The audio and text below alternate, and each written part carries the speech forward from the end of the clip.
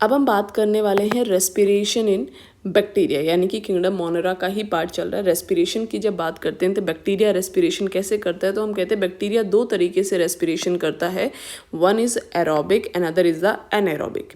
Aerobic का मतलब होता है जिसमें ऑक्सीजन इन्वॉल्व की जाती है, एन एरोबिक यानी कि जिसमें ऑक्सीजन इन्वॉल्व नहीं की जाती।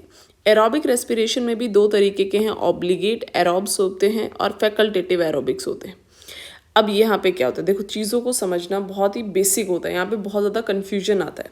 हमने कहा एरोबिक ऑर्गेनिज्म जो ऑब्लिगेट एरोबिक है, यानी कि ऐसे ऑर्गेनिज्म जो बिना ऑक्सीजन के सर्वाइव ही नहीं कर सकते, उन्हें आप नाम देते हो ऑब्लिगेट एरोबिक, जैसे एजोटोबैक्टर।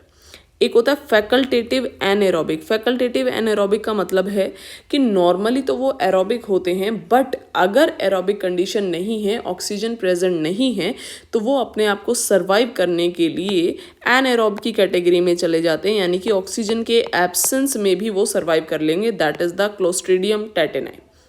जबकि एनएरोबिक की बात करते तो सेम यहाँ पर भी दो डिविजन्स होती हैं, ऑब्लिगेट एनएरोब्स यानी कि ऐसे ऑर्गेनिज्म जिनके सर्वाइवल के लिए उन्हें ऑक्सीजन की ज़रूरत नहीं है, अगर ऑक्सीजन होगा तो वो डेड हो जाएंगे।